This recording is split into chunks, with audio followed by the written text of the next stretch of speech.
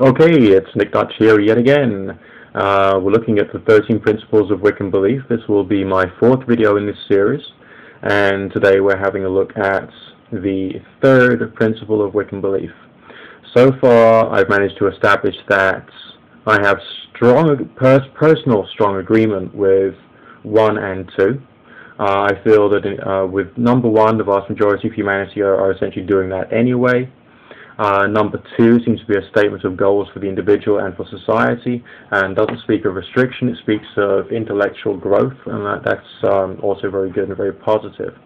But now let's have a look at number 3 and see what my reaction to that would be.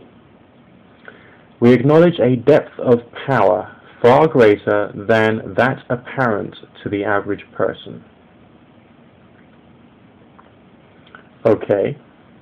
I mean, within the first sentence there's no description of precisely what that power is. There's no real definition of what that power is. It's leaving it rather open, as if to say you can achieve more, but we're not going to tell you what that is right now.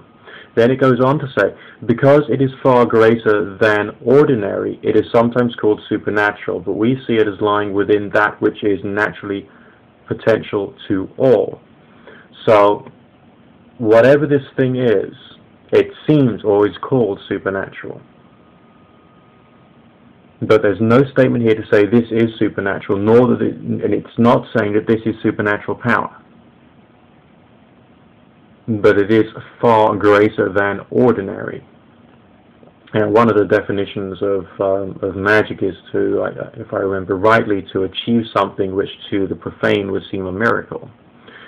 But on the other hand, that could still incorporate and include developing any normal skill to the point whereby it seems miraculous towards somebody else.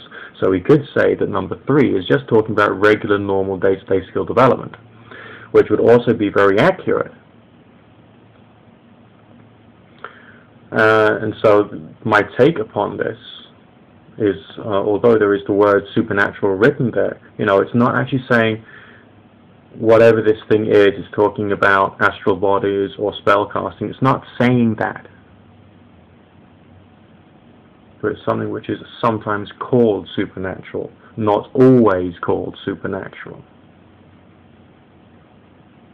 So number 3 actually leaves us open a little to be able to try and work out what it's talking about all by our little selves. There is both benefits to that, because it is explaining striving to reach some kind of higher goal to improve skills that you already have and are latent within you. So that could mean if you're like a bricklayer, to become an even better bricklayer to the point whereby you could lay God knows how many bricks in a short period of time. Some people would also say that would seem supernatural if it could be done that well. So I'm seeing number 3 as being striving to improve skills. And so yes, I'm also very strongly in favor of number 3.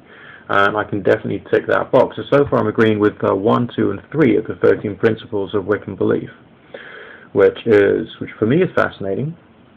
And it's interesting.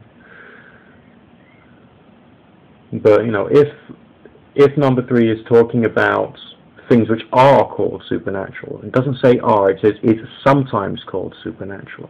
But if you're saying it's something which is supernatural, I think that could be a little dangerous, because it could be trying to convince people that the supernatural or magical or the occult is somehow highly reliable.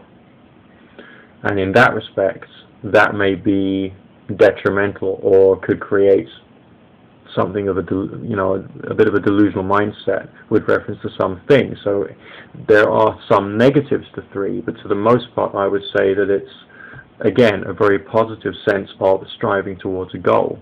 Also very good.